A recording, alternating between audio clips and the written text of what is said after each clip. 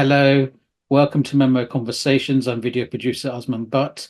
When you say the word Persian, the first thing that comes to mind is Iran and Iranian culture.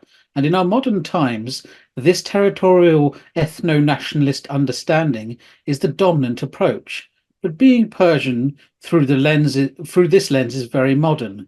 Prior to the 19th century, the Persianate, a term used by scholars to describe a range of geographies, cultures, ethnicities, and religions who shared aspects of the Persian language, system of meaning, and culture as part of their own culture, stretched from Istanbul, Baghdad, Isfahan, Hyderabad, Lahore, Kabul, Samarkand, and beyond. Central Asia was a key part of the Persianate. However, over the course of the 19th and 20th centuries, with Russian colonization and later Soviet rule, the Central Asian Persianate underwent serious challenges. So, what is the Central Asian Persianate and how does it exist today? Joining me to answer this question is Iskandar Ding. Iskandar Ding is a third-year PhD student at SOAS University of London. His doctorate project focuses on the syntax of the Yaghnobi language, the only living descendant of the Songdian spoken in Tajikistan. His research interests include linguistics of Iranian and Turkic languages, Persian dialectology, as well as Persianate literature and culture from the Balkans to South Asia. Iskandar, welcome to MEMO Conversations. Thank you very much. Thank you very much, Osman. And I don't think you'll do as badly as I did trying to pronounce some of that. I apologize. No, well, It is indeed.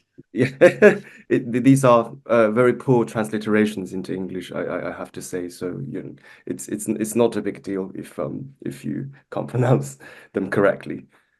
Well, the worst is French. Right, right, Whenever I have a French right. word, I'm just like, what is this? Yeah. Well, Well, when you don't pronounce what you pronounce, yeah, that's just how I do it. You have to love it or hate it.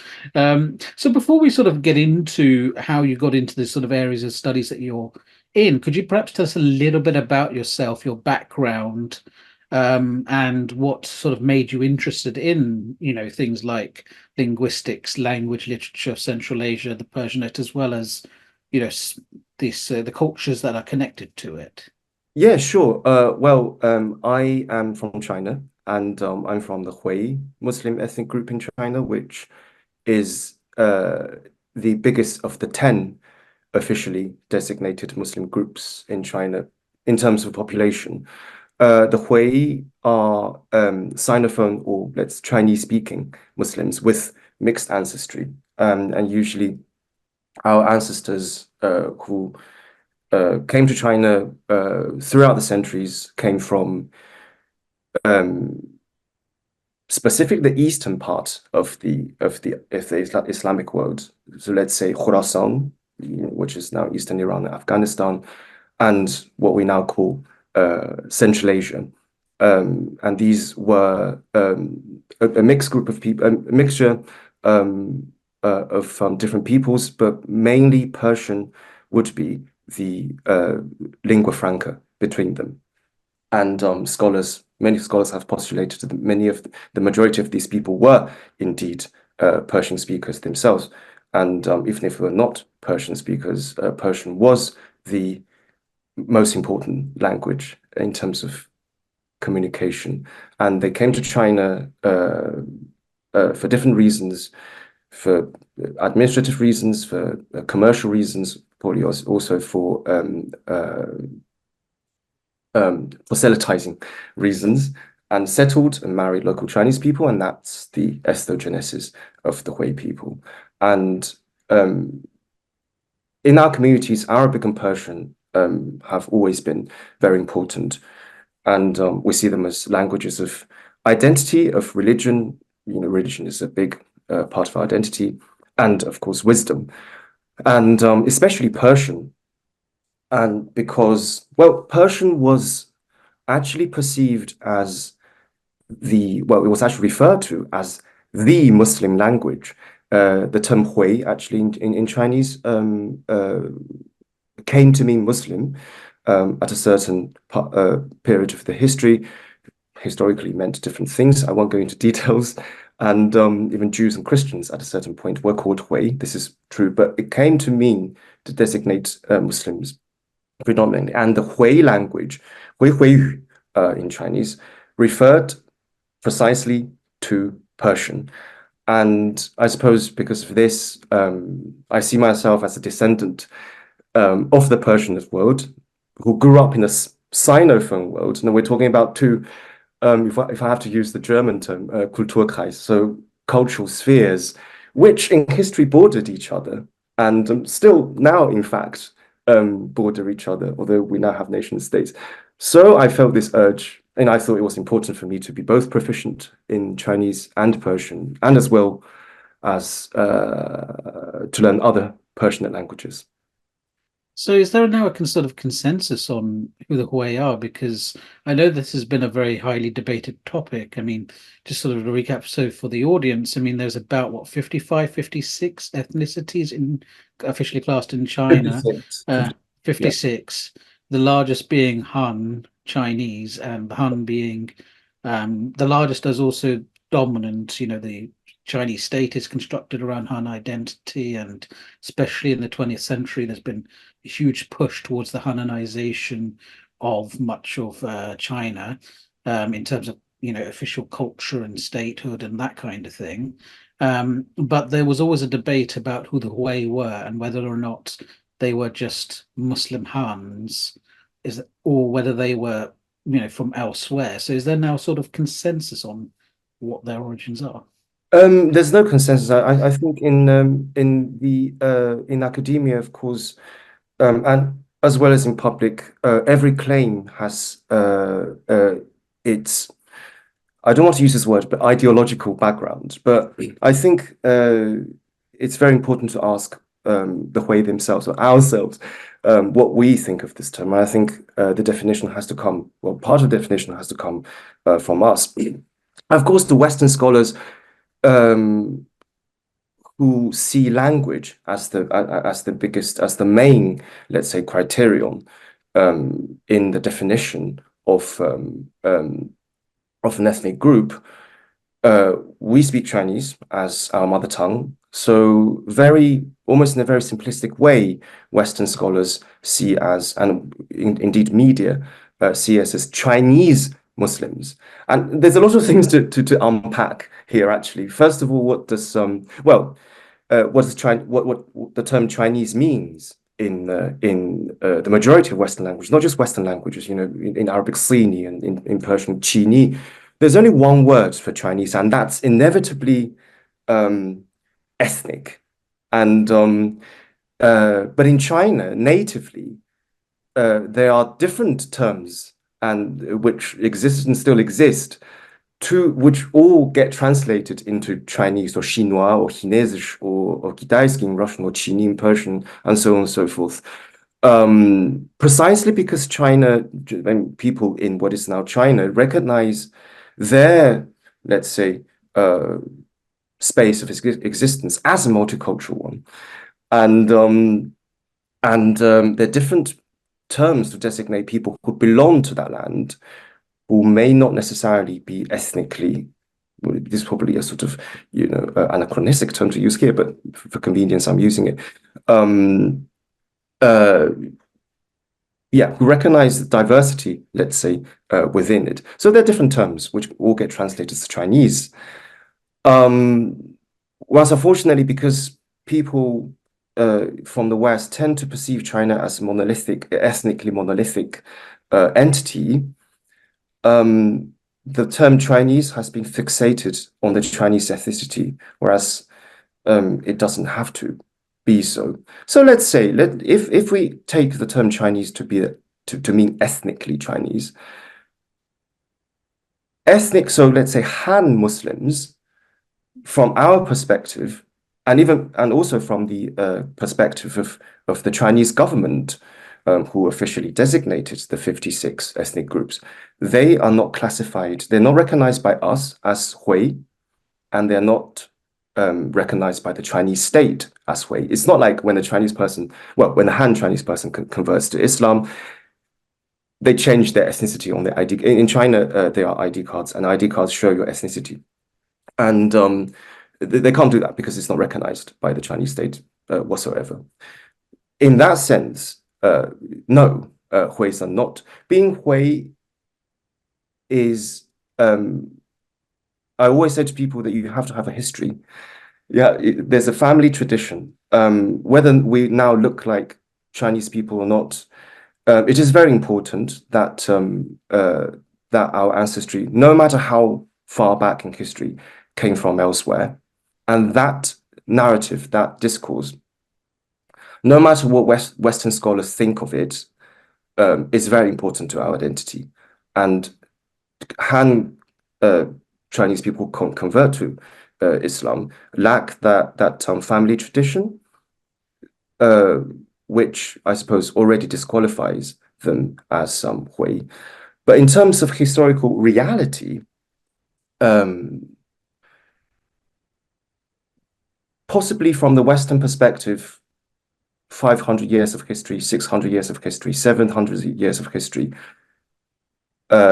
is already enough to wash out, let's say, your genetic pool. But for within the Chinese cultural context, I suppose that's ironically how we are Chinese. Ancestry is very, very important. So for us, that's still very important. It's still relevant.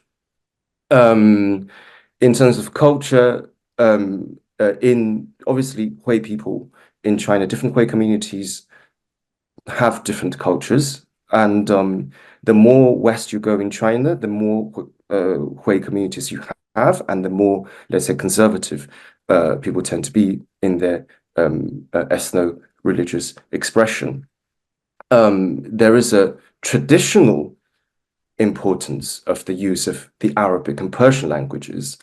And in fact, until the establishment of the modern Chinese state, a lot of people wouldn't be able to write in Chinese characters, and they would write the Chinese characters in the Arabic script called Xiao'erjing, which is a system of writing Chinese in the Perso-Arabic script.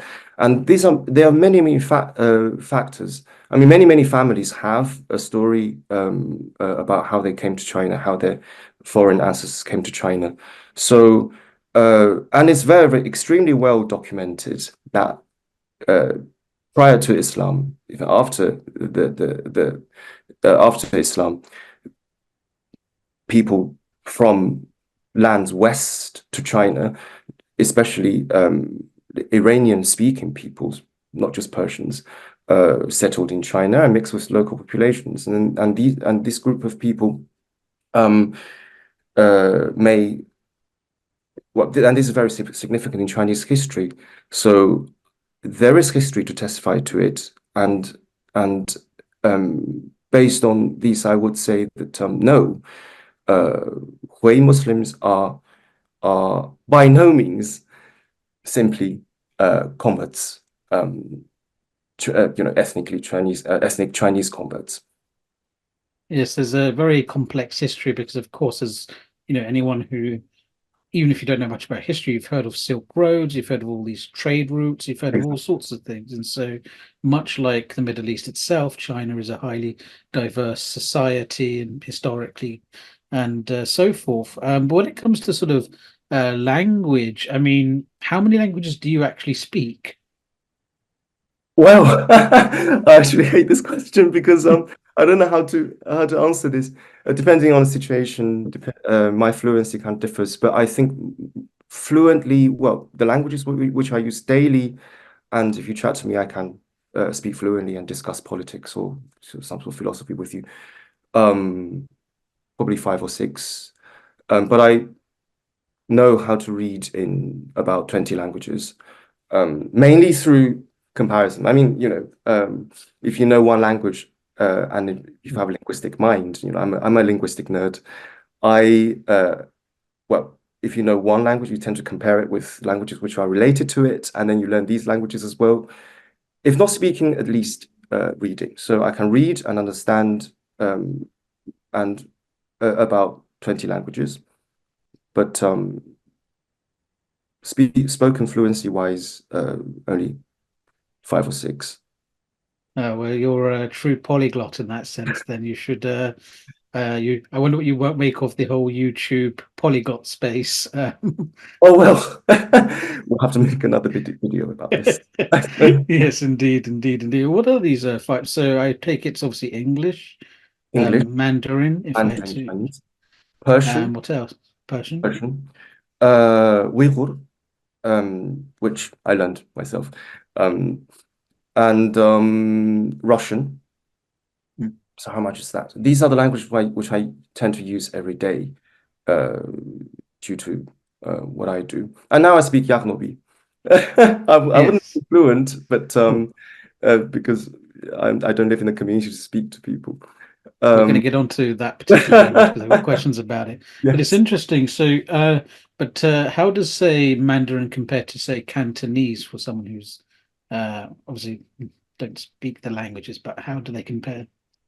Yes. Well, first of all, I have to point out that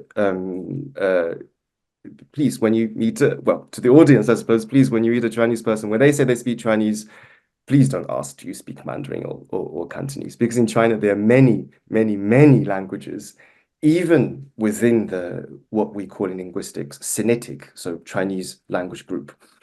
I mean, with Mandarin and Cantonese is, I wouldn't even say that it's well, it is one of the most important Chinese languages, but I'm not sure whether it's the biggest. I have to sort of have a look. They are Chinese languages equally as important. No, I only speak Mandarin to answer your question first. But China, in China, different regional Chinese varieties, let's say Sinitic varieties, are usually referred to as dialects. And of course, we all know that a language is a dialect with an army and navy, to quote a famous saying. Uh, and many of these varieties are very similar to each other, but many of them are very, very different from each other. And Chinese, well, Mandarin and Cantonese are very, very different from each other. They are two different languages, I would say, by let's say Western standards and Western academic standards at least. Yes, they are not mutually intelligible, but it also depends on the register. So I can understand a little bit of Cantonese when it is spoken formally and slowly. Otherwise, I don't. So they are So what not you're saying here is if your friends take you on holiday to Hong Kong, just don't expect you to understand everything that's happening around you. 90% of the things said I won't understand. So they are very, very different languages.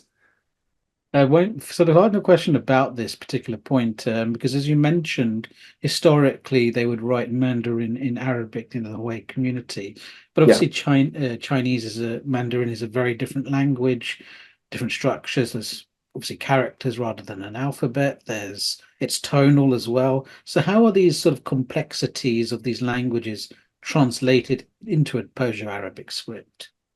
The tonality is not reflected in the Chinese script, in the Chinese characters anyway. So Chinese people have never written tones. I have to pause for a minute because I don't want to say the wrong thing because I'm not an expert in, I'm just a native speaker of Mandarin Chinese. I'm not an expert in Chinese philology. But no, in the Chinese writing, Chinese characters don't indicate tonality. And that was because when the Chinese characters were first developed 3,000 years ago, I think, Chinese didn't have tones or didn't have this tone system that we know it today. So that's no problem if you want to change a script or whatever.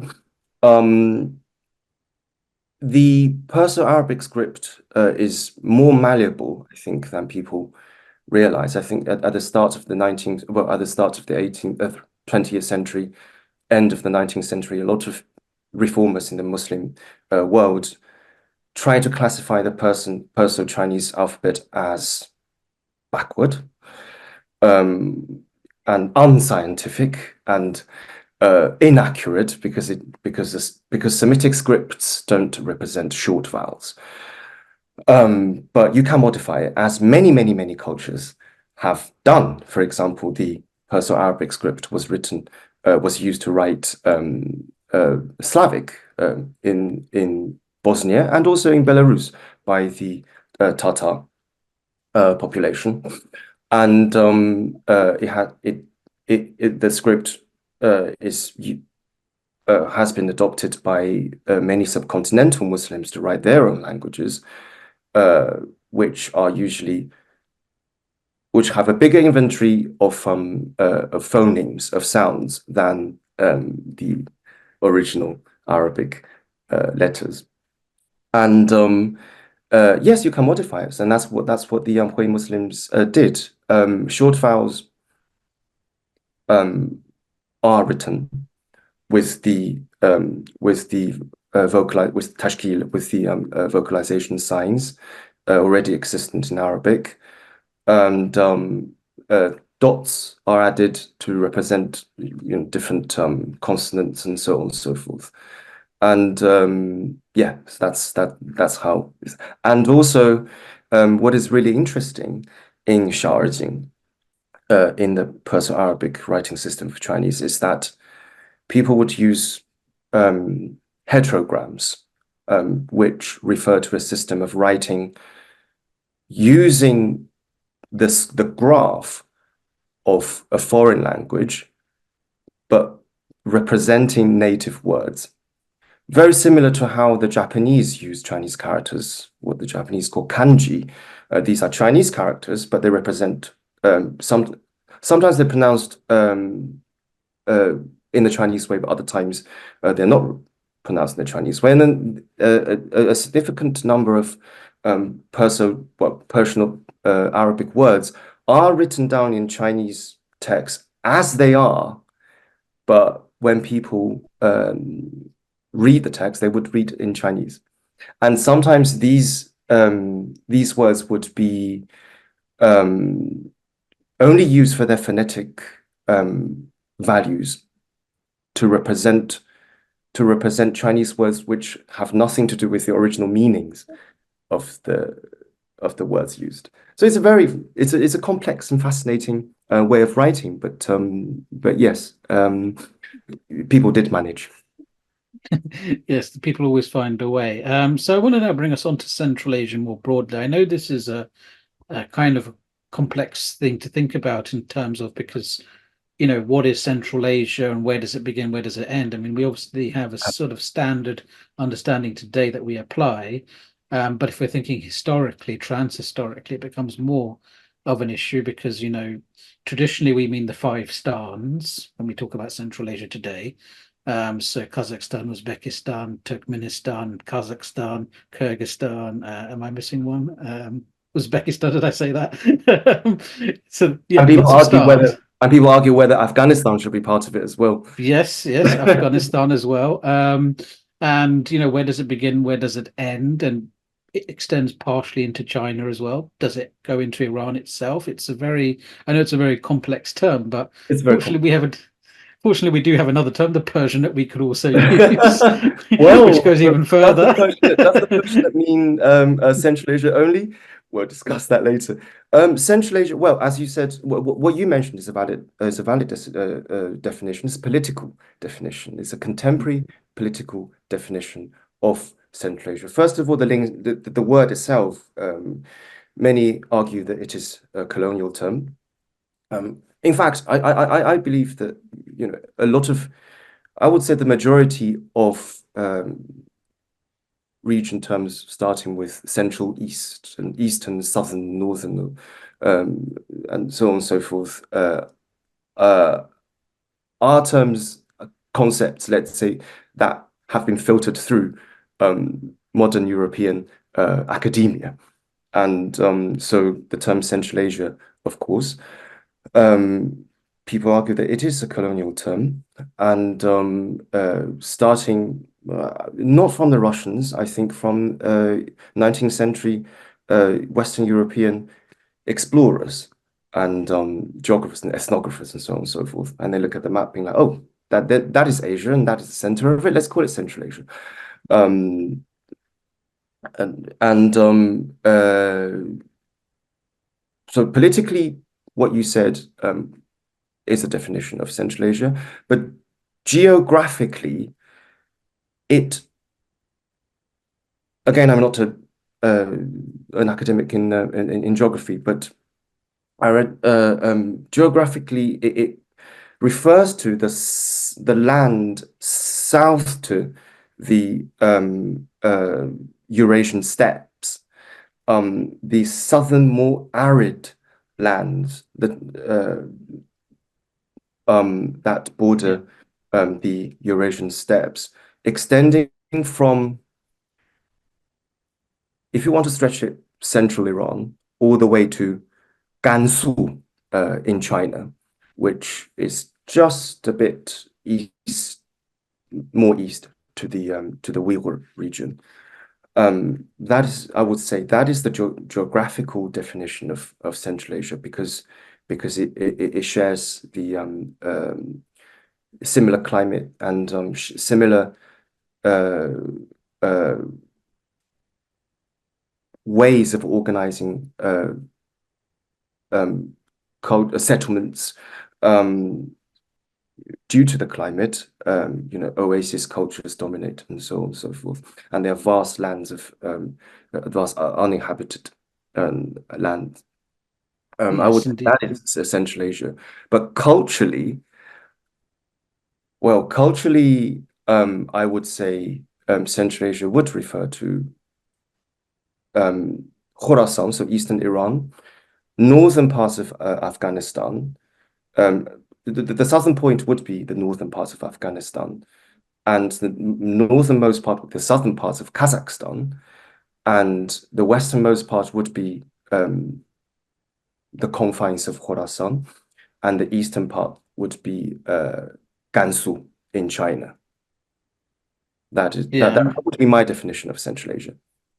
That's an interesting one. Also, I mean, it's also a kind of a nicer one as well. I mean, the way that, when you talk about politics, the way these countries are often seen through, I mean, much like we've seen the debate over Ukraine and Eastern Europe, which is that there was a tendency for Europeans and outsiders to view these countries through the prism of Russia itself, because obviously everything that happened in the 20th century, and sometimes even the Central Asian republics are referred to as Stalin's five republics, which is another unfortunate reputation that they've developed. I don't know what else they might use. The territories of the former Mongol Empire. I mean, there's lots of different ways that you can refer to it, but it's kind of interesting. But I think the sort of cultural one is the one we're sort of more interested in today, because obviously, we talk about this thing called the Persianate, which I would argue, sort of stretches, through much of what is today Central Asia, but it goes all the way to, I would say, Istanbul, because the Or even Ottomans further. used. We'll go further if you want. Yeah, from the Balkans to the Balkan to Bengal. Yeah, it's the second language of Islam, they say. So it goes all the way through, in the Middle East, it goes through to South Asia, goes through to, further possibly. I mean, I think Manakia makes this point in her book. The majority of Persian speakers throughout history were non-Muslims, and they lived mostly in India, where the largest contingent of speakers were. So the Persianate, is very much a part of the region. But I wanted to sort of ask this as a sort of starting point: how Persianate is Central Asia, and what did Central Asia mean to the Persianate? Right. Well, that's a very complex question. I think at the start you made you said that Central Asia. I think you said it was a key part of the Persian world, and I would say Central Asia is the the heart of the Persianate world. Well, we've For, got to for- protect the Iranian ego a little bit, so Sorry? because they get quite sad when they find out they're not the center of Persianate history, as they've been Well, taught to believe. depending on who's writing history, I think, and especially, I suppose, with our modern, especially, let's say, westernized perception, we tend to see Central Asia as as the let's say backwater region of Iran and Russia and China. But no, it is not. There are many scholars who have argued that Central Asia, well, in terms of Eurasian at least, Eurasian history, it was the cradle of and of a lot of or the center of Eurasian civilization, Eurasian history, actually. I mean, specifically for the Persianate. Well, first of all, New Persian poetry is commonly understood as having started in Central Asia. New Persian in academia, in linguistics, is a term that we use to refer to the Persian after Islam. So we have Old Persian, which was the Persian spoken in the Achaemenid Empire, and then Middle Persian, which was the Persian of the Sasanian Empire, and New Persian. So that's the academic, let's say, chronology of the Persian language. So the New Persian, Islamic Persian poetry, let's say, was born in Central Asia, with namely the poet Abu Abdullah Ja'far ibn Muhammad, known as Rudaki, who was born in Panj Rudak, which is now in Tajikistan, and he is seen as the father of Persian poetry. Well, of course, that's a very modern term, but the language of New Persian itself very likely also took shape in Central Asia rather than what is now Iran. I recently attended a webinar, a web conference, a web lecture given by the French distinguished historian Etienne de la Vessière, who precisely talks about this issue. And according to Professor de la Vessière, the common language, so New Persian, the common language spoken in the military camps around Marv, which is now in Turkmenistan, was the main component of early New Persian, of early Islamic Persian. And this would have been the lingua franca, or common language, formed with Middle Persian dialects coming from the Sasanian, the former Sasanian space, mixed with Parthian, another very important Middle Iranian language, and with Arabic words. So in a sense, Persian actually, in a sense, was Urdu, because Urdu means military, right? So yeah, these were the Muslim soldiers stationed in the camps around Marv, which is now in Turkmenistan, which is in Central Asia. So Central Asia was the birthplace. You can say that Central Asia was the birthplace of New Persian idiom and New Persian literature. And also a very important fact, and which I think a lot of people will find fascinating and probably don't know yet, is that the earliest surviving written record of New Persian is, here I'm not going to say Islamic Persian because it was written by a Jewish person. It was found in 1901 by Aurel Stein, who was a Hungarian British explorer who made some expeditions into Central Asia, especially in Xinjiang. It was found by him at a site called Dandon Uyluk, near Khotan, which is now in the Uyghur region, also Central Asia. So this letter, it's a letter, and the letter dates back to the late 8th century. And as I said, it was written by a Jewish person, Jewish merchant. It was written in Persian, but in Hebrew script. And the writer likely belonged to the Jewish community of Kaifeng, which is in Central Eastern China. So yes, and many famous cities evoked in Persian poetry, not just Persian poetry, but also Persianate poetries such as Turkic poetry, Urdu poetry, so on and so forth. Cities such as Marv, as I mentioned, Bukhara, Samarkand, and Khutan, people talk about the gazelle of Khutan, or Huya Khutan, right? As a topos, literary topos in classical Persian literature. These are all located in um, Central Asia. And you also cite cities from modern Afghanistan, for example, Herat, Balkh, so on and so forth. And and then in terms of the population, I think the Central Asian population definitely, well, essentially what Persianate is characterized by what I would call the Turco-Persian synthesis, right? Especially under the Islamic empires. And this started from Central Asia. So when we talk about Persianate, we mainly refer to the Persianate Islamic societies, and Persianate is Islamic or Islamicate societies. Let's say started from Central Asia, and that extended notably, let's say, for example, to the Mughal Empire, which ruled the subcontinent, right? And also went westwards to rule Anatolia. The Seljuks started from Central Asia. Yes, so I would say Central Asia is the heart of, was and still should be the heart of the Persianate world. It's kind of funny, actually. I remember once, many years ago, I have a friend, she's from Iran, and we were at a sort of a social event, and then she found out there was another woman in the room who was from Tajikistan. And Right. because she knows they can speak Farsi, she was like, "Oh, I'm going to go and speak to her in Persian." And I just looked at her and I said, "Are you sure you're going to understand what she says?" And she just rolled her eyes at me. Of course I will. Like, how would I not? And then she went over there and talked to her, and then she was putting some faces, and she came back, and I said, "You didn't understand a word of that, did you?" And she went, "No, I had trouble."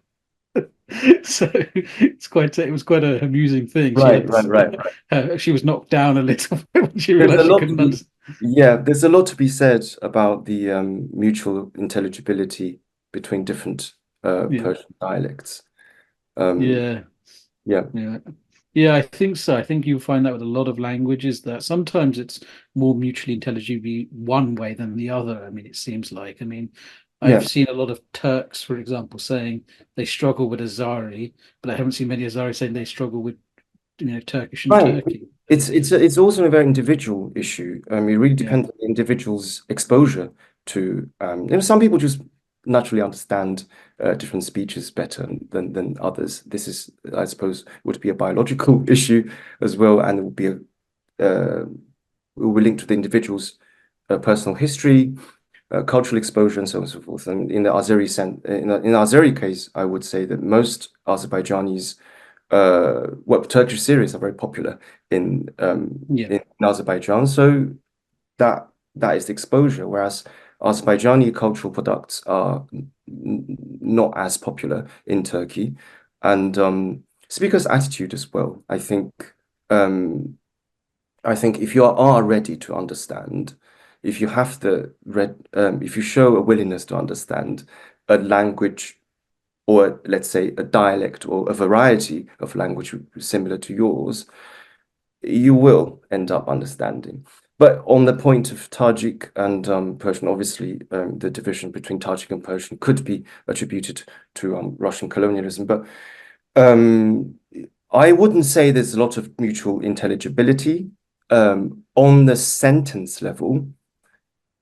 If you were to, um, let's say, grab a person from central Tehran who is more used to speaking Teherani dialects, and a villager from Kulab in southern Tajikistan. If you put these two together, well, let's not say Kulab, let's say northern Tajikistan, the dialects are more different from Asht, Tajikistan. If you who isn't educated in literary Persian, if you put these two people together, I don't think they could communicate freely. Um, mm, yeah, but the literary form, the standardized form, which, by the way, has always been the classical, based on classical Persian in both, let's say, nation states. Um, two forms, the literary forms are, I would say, identical, especially now. Yes. Yes. It's they're united by the script and divided by the actual spoken. The script is a different issue, but in terms of yes, yeah. yeah. Yeah. It's interesting. So, I mean, as you sort of mentioned here, what was sort of relationship like? Because obviously we talk about the Persianate, but there's also the Turks and the Turkic civilizations that are sort of Yes. emerging, from the same people. Like, what's the relationship like between the Persianate and the Turkic worlds in this same Central Asian space? Wow, that's a very, very good questions you're asking. Well, I'm just giving my personal opinion. Well, I have personally thought a lot about this. I haven't, this is not my academic field to write about the Perso-Turkic divide, but I have thought a lot about it. And well, first of all, we'll have to sort of go to the definition of the word Turk, right? Many say that many scholars say that its etymology was distributed. Oh, sorry, is debuted, and did they exist? Well, then we go back to the understanding of steppe nomadic confederations and so on and so forth, and oftentimes steppe nomadic confederations, which would include Scythian, who are now recognized as Iranian people, confederations. These would not be ethnically homogeneous confederations. So the the term Turk, as perceived as an ethnic term, probably corresponded to a very ethnically mixed or culturally mixed reality. Who, nomads from different parts of the steppe, and they decided to group together. Ethnically, and culturally, to a certain extent, it would have been diverse. But in terms of the Persianate understanding of Turk, well, first we have to understand that even before the Islamic times, the Turkic populations in Central Asia were, for the most part, living side by side with the Iranian-speaking populations, the most notable of which would be the Sogdians. And there was a lot of cultural convergence. There was a lot of linguistic convergence as well. The Sogdian language, till the very end, was quite Turkicized. And they would live under each other's dominance. Sometimes the Iranian peoples would living in polities governed by Turkic speakers, and other times the other way around.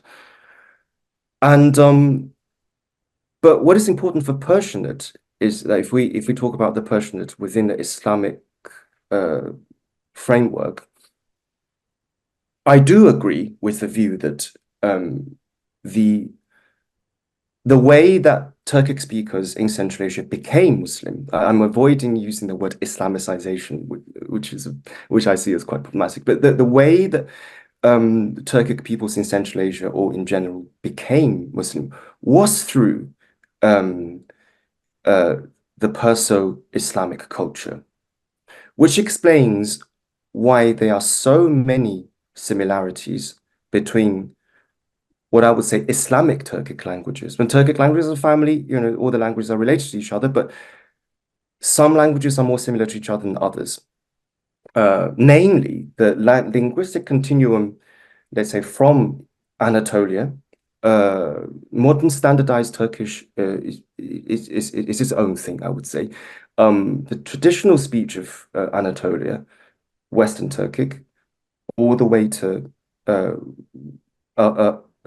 the Caucasus, what is now the Republic of Azerbaijan, and going down to Iranian Azerbaijan, and then going up to what is now Turkmenistan, so Turkmen language, and then Uzbek and Uyghur. These 5 Turkic languages, Islamic Turkic languages, are remarkably similar to each other. And I would argue that's precisely because that's precisely due to a large number of Perso-Arabic words that came with the the Islamicization through the Persian Islamic, the Perso-Islamic culture, and a lot of obviously Turkic speakers, a lot of Turkic speakers now would what a lot of what the linguistic shift happened in a lot of areas, on this linguistic continuum, by which I mean that a lot of people who originally would have spoken other languages shifted to Turkic, and then there are many reasons for language shift, and this requires a different video. But it is a sociolinguistic phenomenon when the community gradually shifts, or suddenly, let's say, in many cases, to another language which they never used to speak, and sometimes not even by force as well. So we have a lot of these cases in history, and which contributes to the mixture of Turkey, and obviously the Perso-Islamic culture being the most dominant Islamic culture in the region. When the Turkic speakers gained power,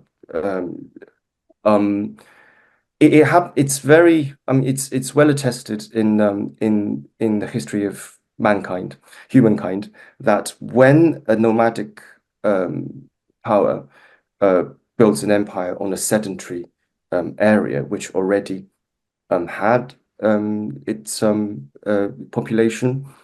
For example, when the Mongols conquered different parts of Eurasia, when the Manchus in the 18th century conquered China, and these nomadic, let's say, social elite would inevitably, probably, perhaps for the sake of convenience of governance, adopt the sedentary culture.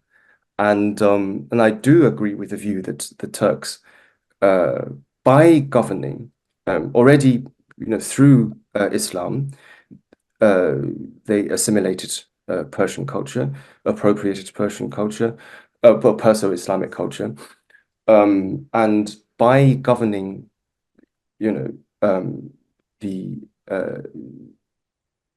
Persian or Iranian-speaking geography and population, they were culturally assimilated to the Perso-Islamic world. Yeah. Yeah. Yes, so it's a very interesting relationship. But I wondered now if you could tell us very briefly about the work you're doing on Sogdian language. I mean, you've got a people who called the Yaghnobis. How do you pronounce this? Yaghnobi.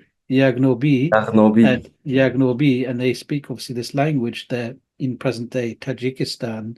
And I wonder if you could tell us briefly about them, their language, and their relationship to Tajikistan, wider Tajik society. Right. Well, first, I have to say a little bit about the Yaghnobi people and why it is very important. I think it's I almost see as a missing link to how we understand Central Asian history at the turning point of the coming of Islam. Well, now the Yaghnobi language and people are named after the Yaghnob Valley. The etymology of Yaghnob has been supposed to be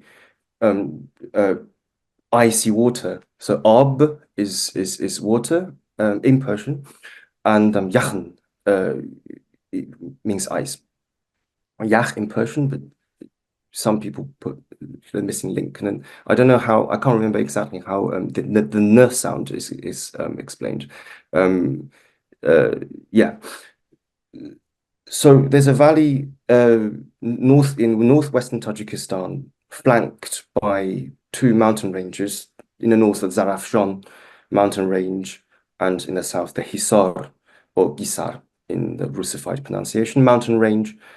There's a narrow piece of land, a valley called Yaghnob Valley, and European, including Russian scholars in the 19th century, named the people after the valley and their language as well. And prior to the late 19th century, I would say the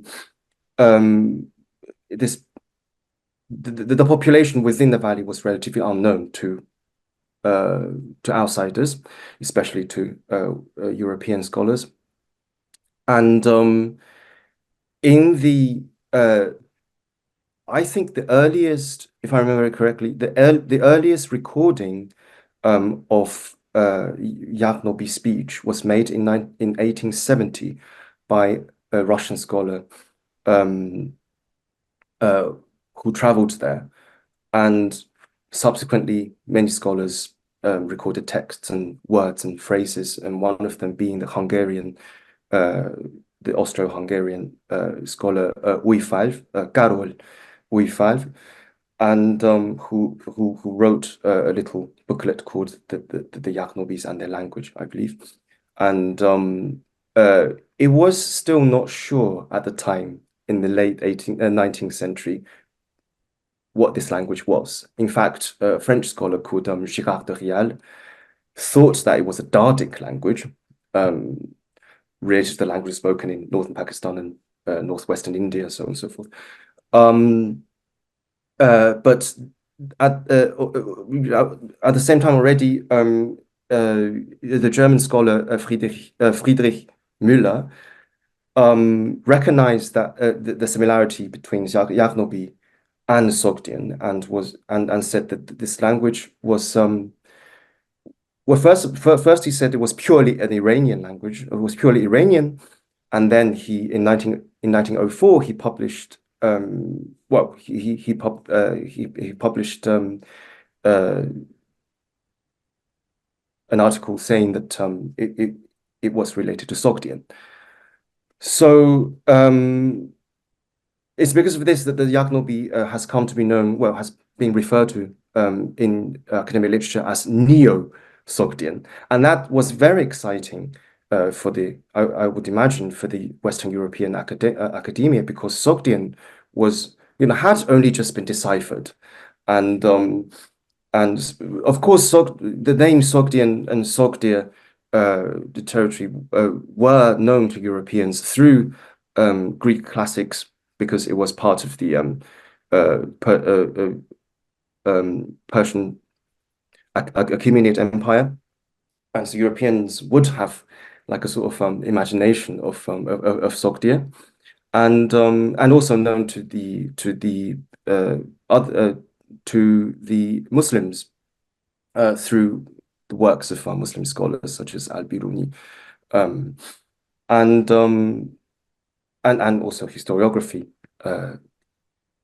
in the Muslim world. But it was believed, and actually a lot of people still say, that the Sogdians, after the conquest of Sogdiana, there was never such a country called Sogdiana, this is also a sort of modern term, by Qutayba ibn Muslim, I think,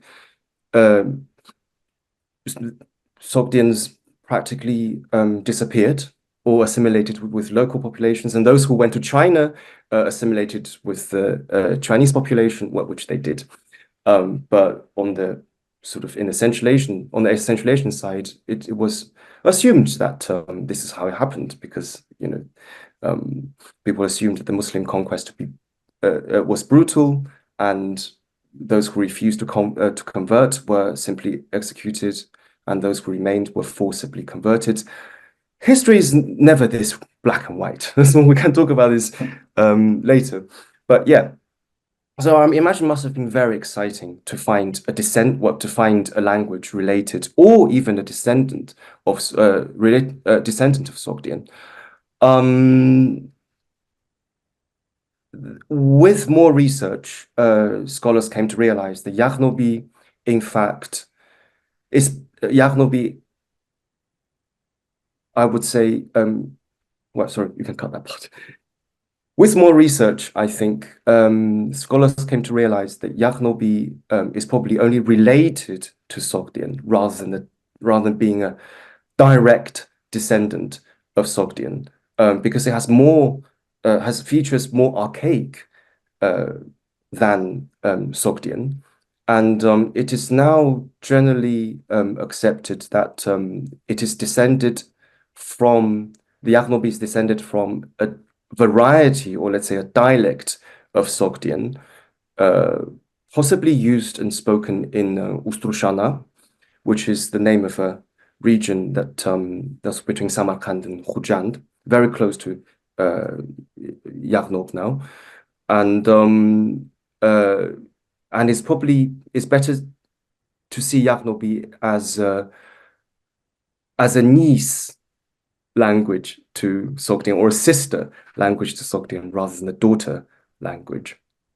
And what was the you asked about? I suppose that was the introduction to this is the introduction. Yes, I said sort of briefly what was its relationship today with Tajiki society. Today, right. Today in Tajikistan, generally people have heard of Yaghnob and Yaghnobis, and I think it holds a very important place in Tajik nation building, because Sogdian and Sogdian culture, Sogdian history, hold a very important place in Tajik nation building. And the essentialization of the Tajik identity does surround Eastern Iranian peoples, but Sogdians in particular. And but at the same time, Yaghnobis are not seen as a separate millat. You know, Tajikistan has essentially this millat system, which is inherited from the Soviet period, and the Russian the Russian equivalent of this word would be nationalist, which doesn't mean nationality, doesn't mean the same thing as nationality does in English. It designates, simply put, an ethnic group. So the Yaghnobis are not classified officially as an ethnic group. They are classified as Tajiks. And I met a lot of, last year during my research, I met a lot of Yaghnobis who would straight up say that they were Sogdian. The Sogdian identity is particularly, is very important for Tajik nation building, and especially important for Yaghnobis, because they actually do speak a language related to Sogdian. I wouldn't say that that Tajik society centers around Yaghnobi culture. In fact, many people have only heard about it and the name Yaghnob and Yaghnobi people, but they don't know anything more. I was asked by non-Yaghnobi Tajiks whether the language was a dialect of Tajik or whether it's a separate language. So people have, I would say, generally very little information on Yaghnobi. But yes, in terms of the Sogdian identity, a lot of Tajiks do see the Sogdians as their ancestors. Yes, indeed, and it's interesting as you're saying this. So it's obviously they do have a certain kind of prominence then within Tajikistan. Because my sort of last question, and we can sort of finish on this, is what is the relationship between the local authorities, not just in Tajikistan, but in other Central Asian countries? So you can think about Uzbekistan, you can think about others, towards this Persianate heritage, because as you've sort of mentioned a few times, obviously you had a period of Russianization as well, which, you know, disconnected many of these countries from the wider Persianate world. And a lot of linguistical changes came in, cultural changes, political changes. But obviously many Central Asian countries post 1991 develop their own independence, and they start asserting a different, you know, identities that are different. So what is the sort of relationship like now, and their attitude of the authorities towards this Persianate heritage? Well, first of all, we have to discuss probably the term Persianate a little bit. We have been using this term in this conversation without actually dissecting it, and I think it's very, very important to realize that Persianate as a term is a relatively new term. It's commonly believed that it was invented by the American scholar Marshall Hodgson in 1974, coined, let's say. And so it is predominantly an academic form. Let's not forget that. It's a predominantly academic form, and it's predominantly used in the English-speaking academia. And these two factors, I think, are kind of determine the fate of this term, because when it is an academic term, it doesn't, let's say, penetrate into the public as much. And academic terms tend to be defined and redefined constantly, and people constantly try to sort of find faults with it. And because the term has the word Persian in it, a lot of controversies sort of well, a lot of controversies started. A lot of criticisms of this term precisely center around the word Persian, what it actually means, what it refers to, and academic terms usually are attempts that we as academics make to understand or to intellectualize a reality which is easily observable, but usually quite difficult to define. And every linguistic sign, every term is quite formally, let's say, limited in form, and the words can never capture the vast reality and, let's say, diversity of what we are trying to understand and describe and discuss. So, but because of the limited linguistic sign, and I think if I have to be Saussurean, because of the limited linguistic sign, a lot of conjectures can be made about it. So, and if, let's say, misused by politics, we have many cases in history, modern history, when academic vocabulary is misused, misinterpreted deliberately or unconsciously by politics. That can be, such as the term Aryan, for example, that can have catastrophic consequences on ordinary people. So that's one. Two, we don't even have an appropriate translation of Persianate into other European, usually academic languages, let alone languages of the peoples of the region that we now call Persianate, and that's due to the particular way that the English language uses the suffix, which comes from Latin, the suffix "ate," which in English means resembling or having the characteristics of, but it is not that much used in the same way by other European languages, and we simply, I suppose, haven't been able to found an equivalent in, let's say, Persian or Turkic or Urdu, or so on and so forth. There is a translation in Persian, and I think some Persian-speaking scholars have rendered it as Farsi Zabon, which literally means Persian-speaking, which destroys, I suppose, precisely destroys the purpose of this term, which tries to be inclusive, which is indeed inclusive of non-Persian speaking societies that share certain characteristics with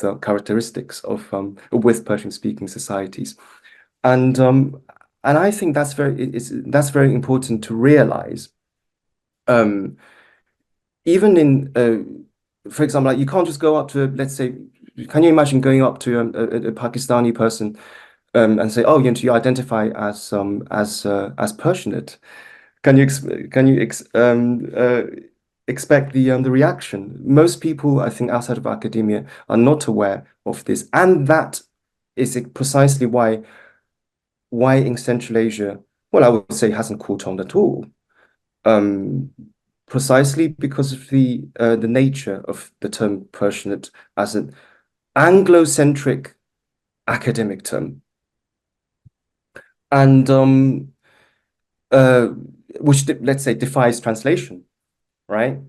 And with the, as you mentioned, well, one of the negative legacies of the Russian Empire and the Russian dominant Soviet Union that succeeded it, as you mentioned, was the breaking up of the cultural continuum, which we now call Persianate in academia, between the Caucasus, Southern Caucasus, even a bit of Northern Caucasus and Central Asia, by essentializing through colonial academia, ethnography, and anthropology, historical ethnic designations such as Turk and Tajik and Kazakh and Kyrgyz and you name it, into modern ethnic categories in order to fit the European ethno-national model, and later by policy that from top down sort of consolidated such arbitrary divisions. And these modern nation states, which are very young, by the way, barely, over 32 years old, all these Central Asian stands. And the modern countries are, of course, continuation of this understanding of selfhood. And because of the nationalism, well, Russian, let's say Western 19th century and early 20th century ethnography defines an ethnicity as, or let's say as ethnic group, ethnos and nationalnost in Russian, as a group having distinct ethnogenesis, distinct history, distinct geographical distribution, distinct physical appearance as well, and distinct customs and traditions, food and clothes and so on. And this methodology, which has been inherited by contemporary nation states, post-Soviet states, seeks to emphasize the distinction and difference rather than commonality. And for the sake of nation building, even though it is useful, I think, in Central Asian states, as an instrument of decolonization, for example, renaming the main avenue in the capital city by the officially designated national hero, rather than Lenin or Marx or I don't know, a Russian writer Gorky, for example. Yes, it is useful as a decolonial tool, but at the same time, I think ironically, it reinforces and consolidates the division, which was never there before, let's say, the arbitrary division, of course, which was never there before Russian colonization and colonialism. So I don't think Central Asian intellectual circles or ordinary people or politicians relate to the term Persianate at all. Some people will be, well, very few people will be aware of this term, especially if they work in Western academia and or have contact with Western academia. But I don't think it's a popularized term, and certainly I don't think a lot of people would like to be Persian if they see the term Persian, because translated into, if mistranslated, which it often is, into other languages, Persianate can very easily become Persianized, and these two are not the same things. So yeah, I'm a bit, well, I would say that they wouldn't. It's still now Central Asian state building focuses on differences rather than shared heritage. There are efforts within ordinary people, let's say in the public, to connect the dots, especially within Turkic speakers. But that is due to another form of pan-Turkism, which is another form of cultural, well, let's say imagined cultural unity, um, rather than the very well, pan-Turkism is a very ethnocentric, let's say, understanding of cultural unity, which contradicts Persianate, the term Persianate, which doesn't focus on ethnicity or constructed ethnicities and ancestry, but more on the cultural forms. And I think with the methodology of anthropology and ethnography brought about by the Russian Empire and the Soviet Union, inherited by the intellectual circles of and the political circles of Central Asia, which essentialize and mythologize nationhood. This term doesn't, and I wouldn't say will, anytime soon have any vitality in Central Asia, especially in the understanding of ordinary people. Iskandar Ding, thank you for talking to us at MEMO Thank Conversations. you. Thank you. And to our audience, thank you for tuning in. If you've missed this one and would like to catch up or watch previous MEMO Conversations, you can go to our website. But please do tune in next time for more MEMO Conversations.